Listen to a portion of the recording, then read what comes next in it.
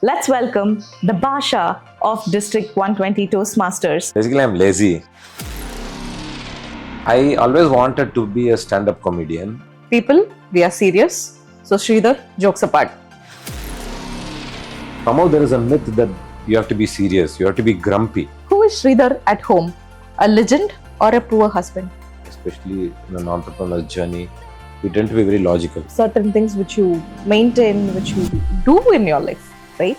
But what is your vision and what is your purpose in life? I know if you had probably one more week, you would have made a podcast instead of podcast and said, One word which describes Sridhar. Sridhar will go and tell the 10-year-old Sridhar.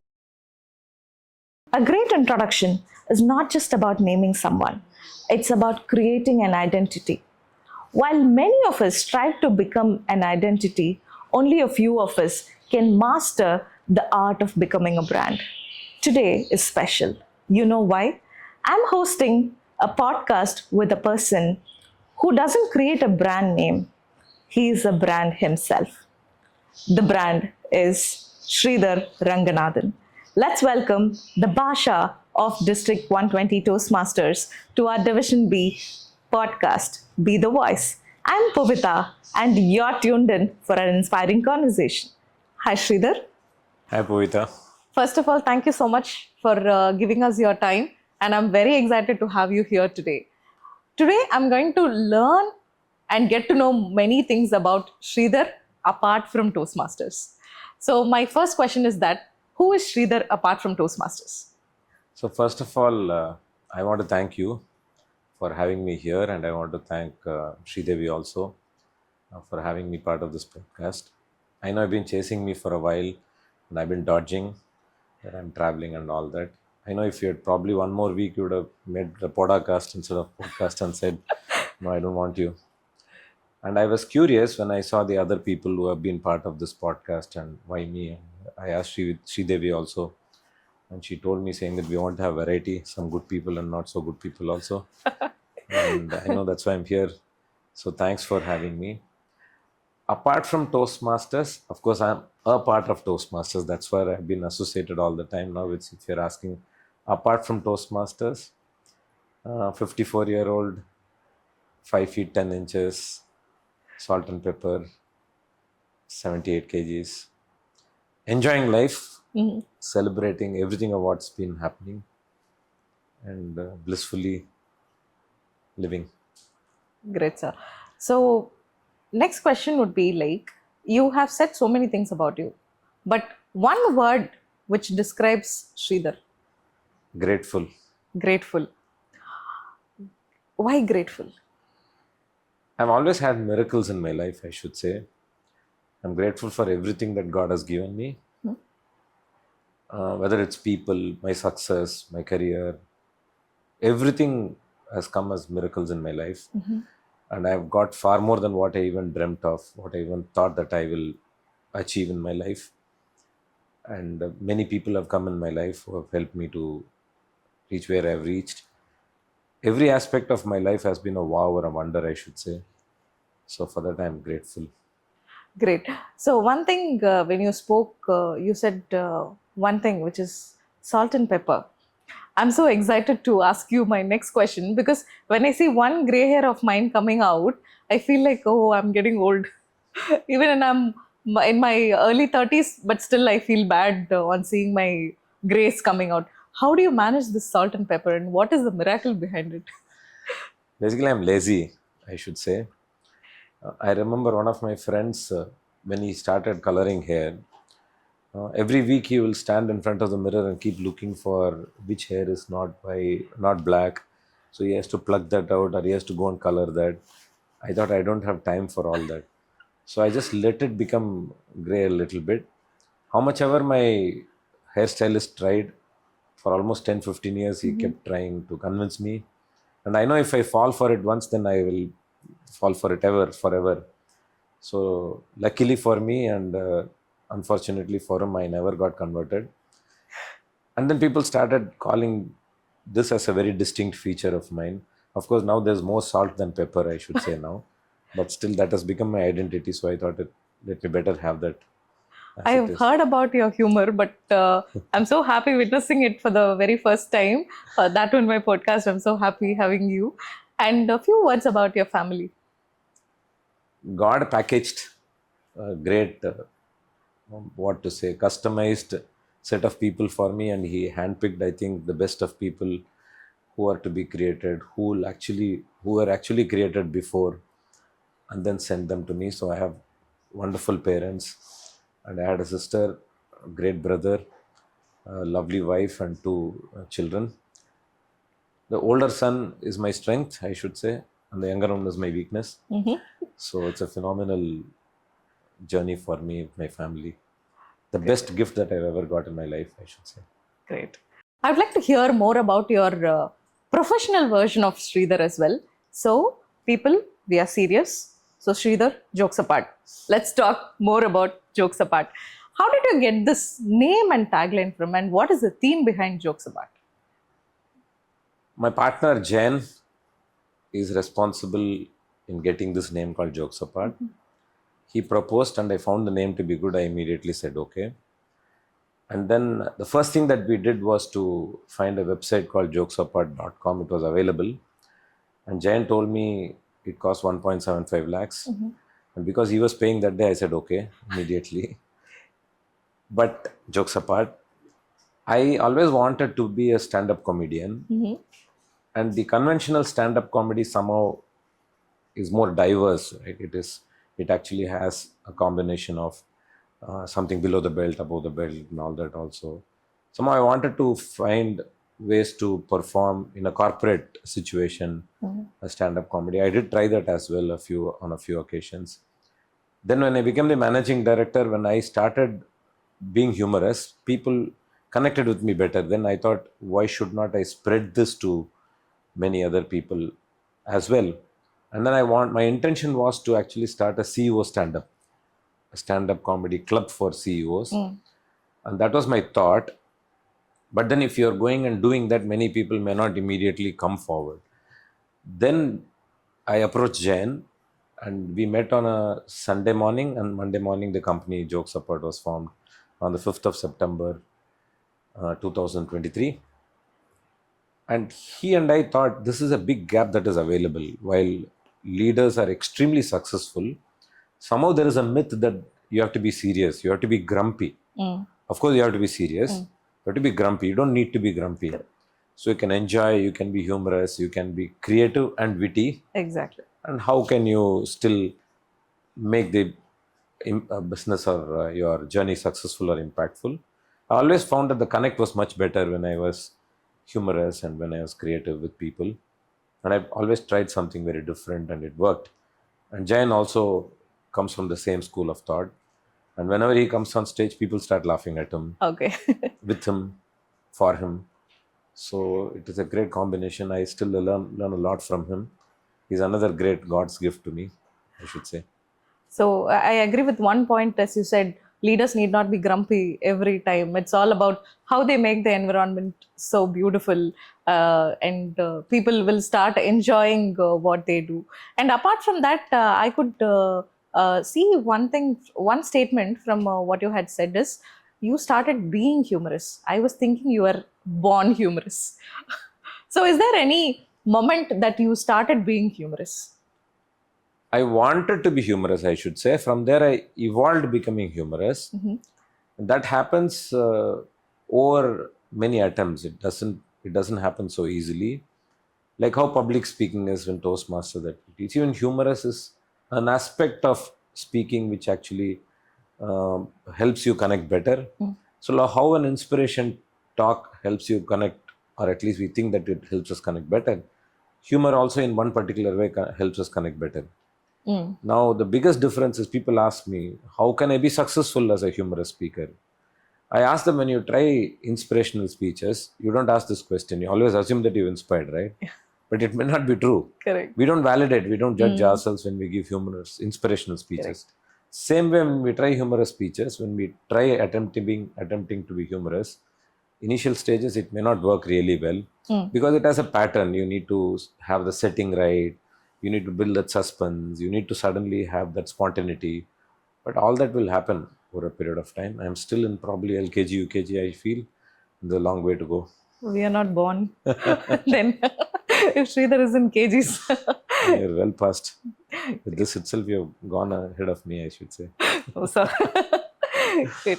So, I want to probe more about your entrepreneurship journey. So, me being an entrepreneur, I'm so much interested in those aspects. So, people generally will have a myth stating when you're an entrepreneur, you will not spend more time with your family and you will dedicate all your life for your travel, your business, and all of it. Business meetings are our become our sole coffee and tea every day, right? So how do you see that? Is it really a myth, or you feel this can be changed?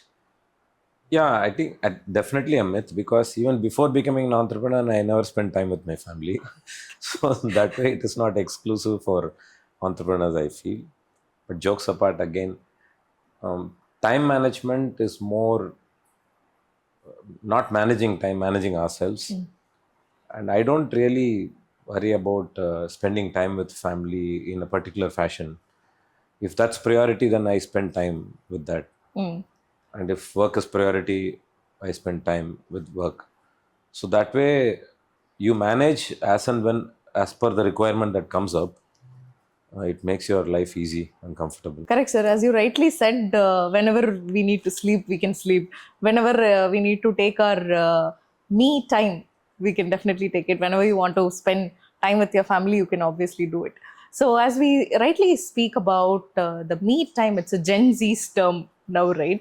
So, how do you think this me time is important for any entrepreneur? So the me time helps us to observe a lot, not just about ourselves. So but you basically end up observing a lot of things that's happening around us in the world. Many of us tend to be very logical, right? I mean, everything, especially in an entrepreneur's journey, we tend to be very logical. But many things around us, if you observe, do not have a logic at all. For example, do you love Tom and Jerry? Yes. Correct? Yeah. And you know it is an animation cartoon, and it is impossible for a mouse to win over a cat and a dog. But yet you want Jerry to win all the time. Correct. And whether it is a 1-year-old child or a 90-year-old person, they all watch it with that kind of a happiness. Correct? Correct. And even if you're watching it for the second time, you watch with the same excitement. Correct. Exactly. We know that it's a cartoon, it is impossible, there's no logic in that. Correct. But you still engage yourself and celebrate watching Tom and Jerry. And there is so much that you can learn out of Jerry, Correct. because Jerry is somebody who doesn't give up, even the jaw of death. Correct. And doing all that, you will find Jerry being loved by everybody, including the enemy Tom. So how do you look at this, right? If you look at it logically, you'll say, it's a cartoon. How is it possible? But we get emotionally connected with that. And that's how many things happen in this world. So I use my me time to observe all what is happening. If I read something, I'll find out how is it different. So how can we actually approach these not so logical stuff and see how we can take advantage out of it, or how do we communicate or connect with people? How do we position all those things? Okay. As we rightly talked about this logical and emotional balance for any entrepreneur, right? So, how do you think this emotional well being will affect an entrepreneur if we do not have the emotional stability there?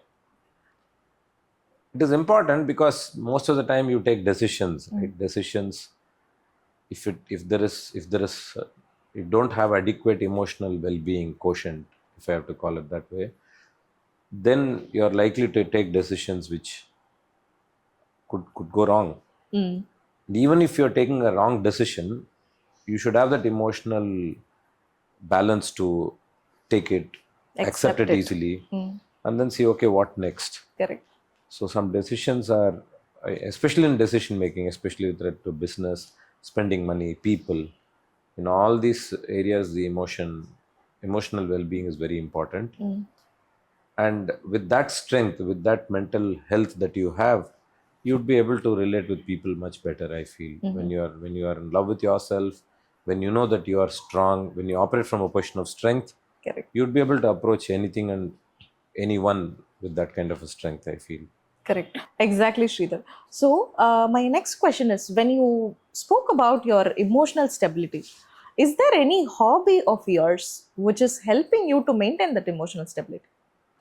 Yeah, so I should say I'm thankful to my guru Mathria for introducing me to certain practices, including awareness about how we can respond to certain emotional situations, and then certain I wouldn't call rituals, certain processes, I should say, Okay. which including meditation.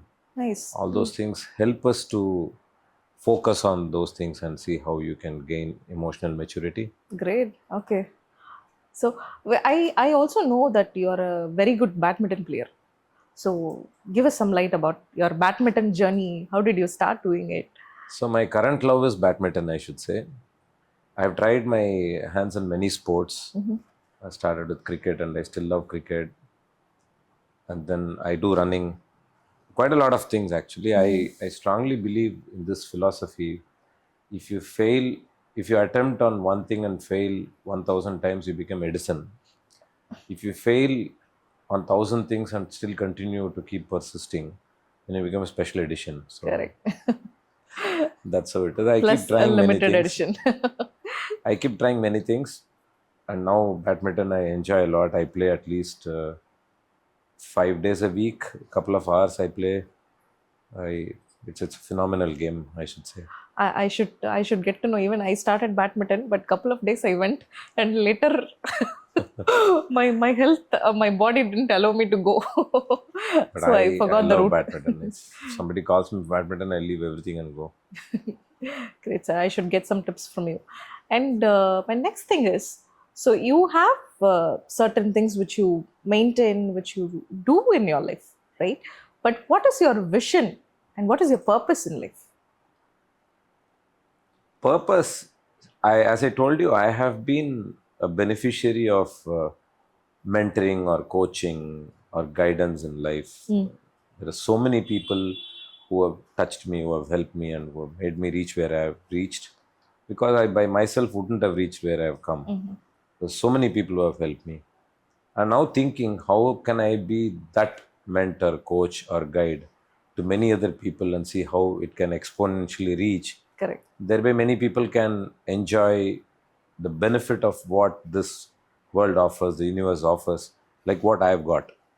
That's what I feel. So, by myself, I wouldn't have reached where I've reached. So, similarly, if I'm able to aid somebody's growth and if they can reach, I'll be very happy. That's what is my vision. It could be a company, it could be an individual, that way. Okay, my next thing is, this is based on my interest area. I am asking you this question. More than me talking, like on the mic, cooking in the kitchen, taking care of my husband and my son. One thing which I regularly, frequently I do is I stand in front of the mirror for nothing. When you stand in front of the mirror, what comes in your mind? What do you think? I don't spend too much of my time in front of the mirror. And if I stand on the mirror, I will let the image to understand from me. I would like the image to get motivated from me, and that is how I see it. So Okay. when it gets motivated, it speaks a lot of positive things, and I derive happiness out of it as well. Nice. So I should say I see a better version of me in the mirror. Great. Okay. Mirrors happiness, this is called. Okay. So, one tip in which you like to give it to all the entrepreneurs, the young entrepreneurs, I would say. The story is extremely important, irrespective of the solution or the product that you make. How you build the story, Correct. that is extremely important. The story sells than the product. If you're able to build the best narrative for the product or the solution that you have, you can do wonders. I'm going to take a session from you how to build a story, because I deeply understand this emotion, feelings, the connect or the bond is what you sell it more than your product. Absolutely. Great. So I think it's time to talk a little about Toastmasters and your journey. As Sridhar is already celebrating, I think he would have crossed his silver jubilee, 25 plus stages, right? How do you feel? And what is your purpose in Toastmasters and why did you join?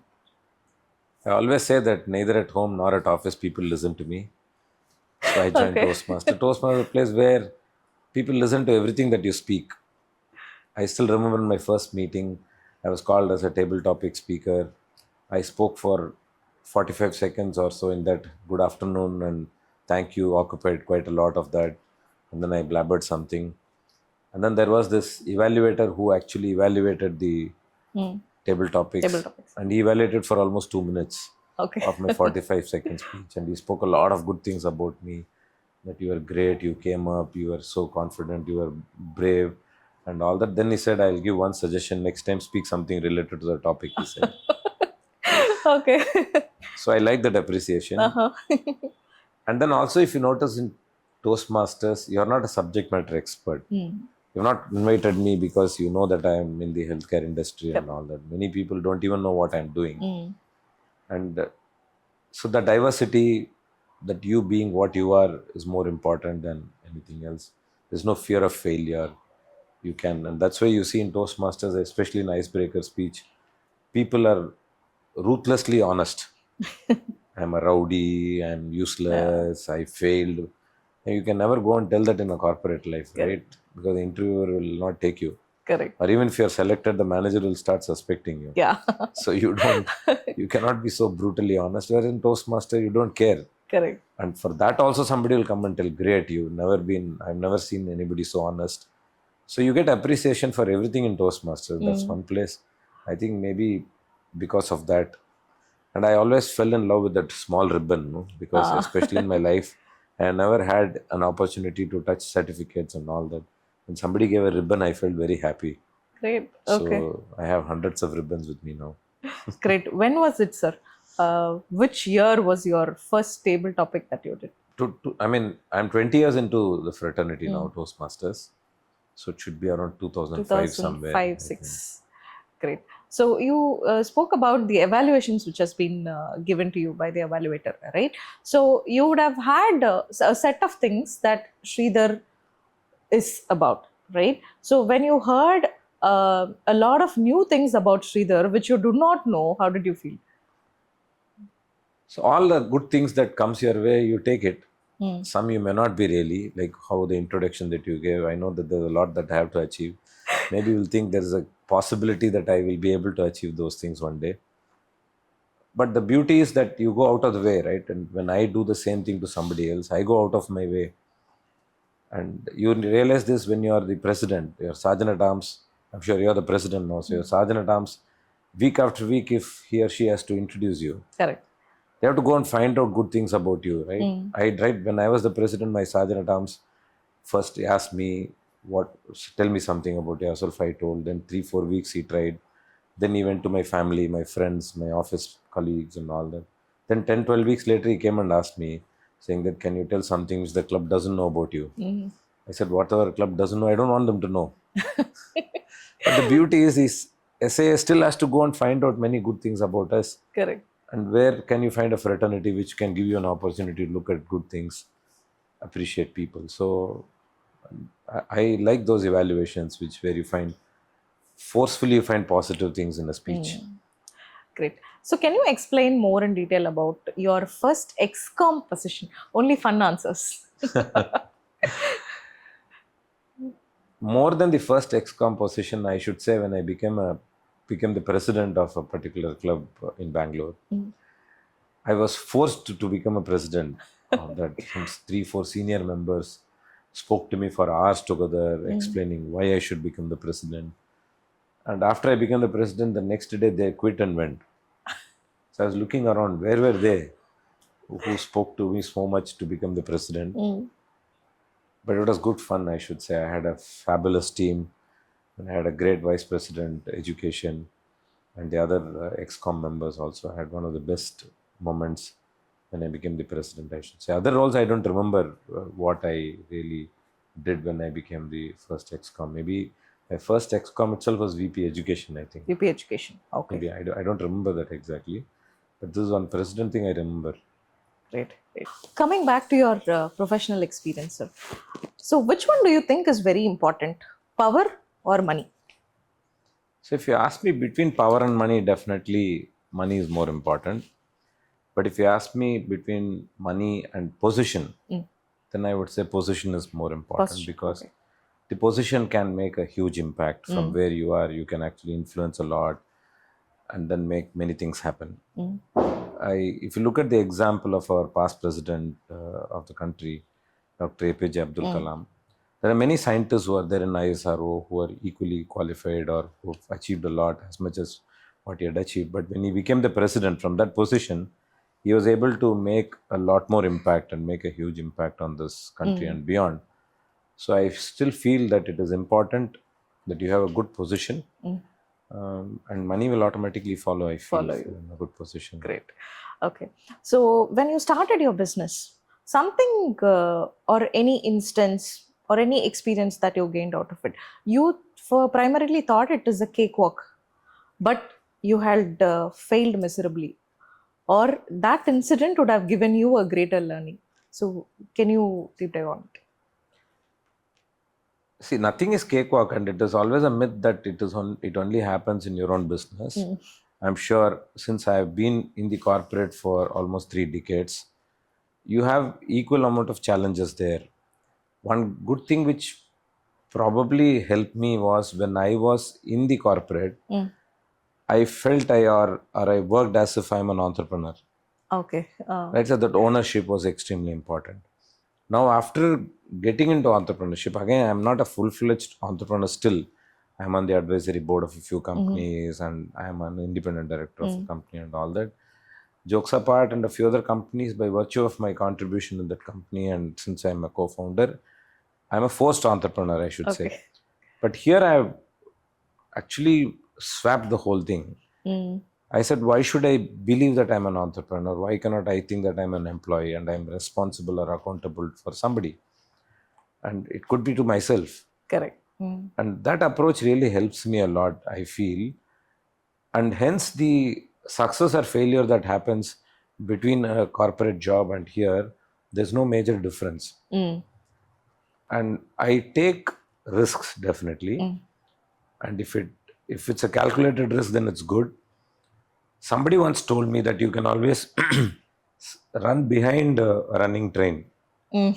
You'll still gain speed.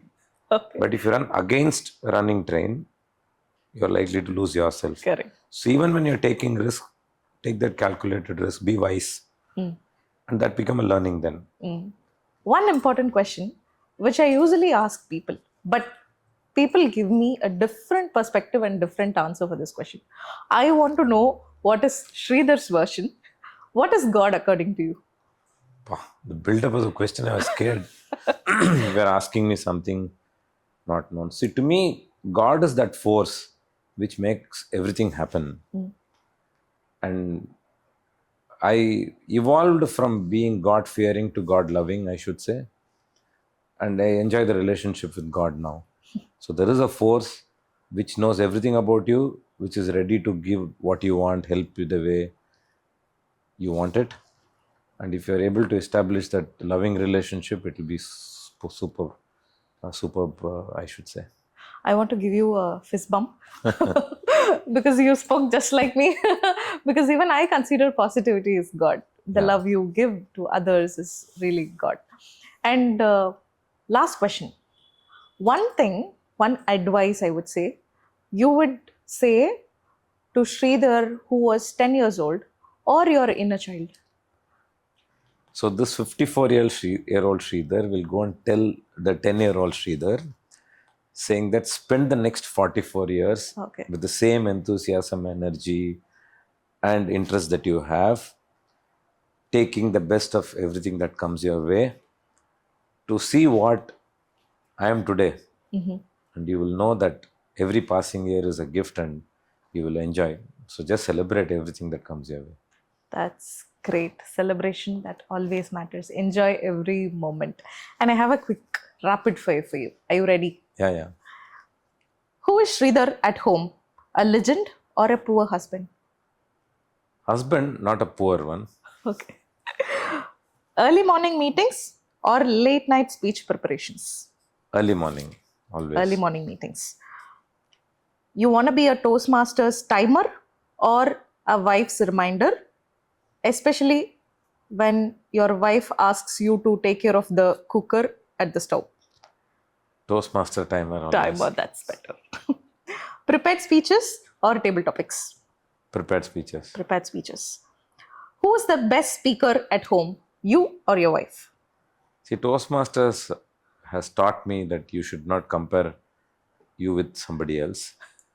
So I'm my own speaker. I mean, I'm better than what I was yesterday, I should say, and she's better than what she is.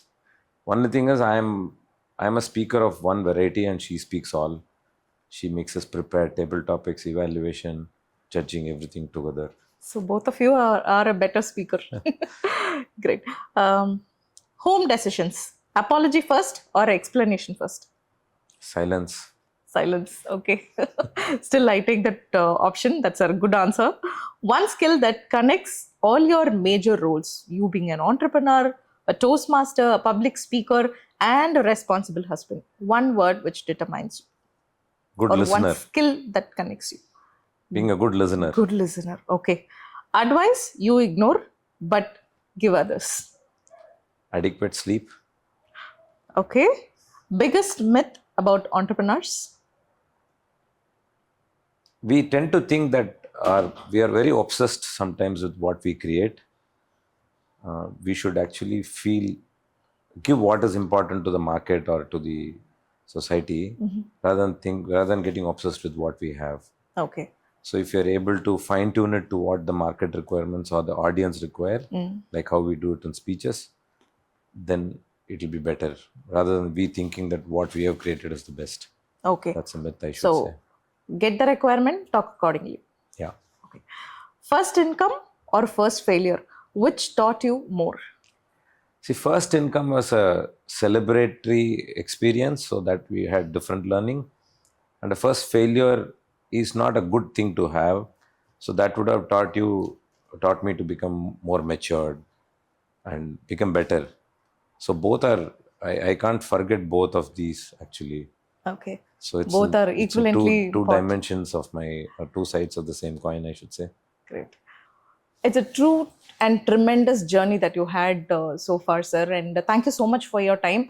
So I feel it's a great pleasure having you here. And I got to know from a lot of Toastmasters that your humor was tremendous. But witnessing it for the very first time is, I'm truly happy. And thank you for having you here and amidst of your busy schedule and everything. Thank you so much for spending your time and effort here, sir. Thank you to you as well, Puvita, and it really was a great experience, I should say. And I know you're a good Toastmaster, and that's why you call me humorous. And if you call this humorous as this humorous, I really know that you're a good Toastmaster. You've learned a lot in the shortest time. Amazing job, I should say.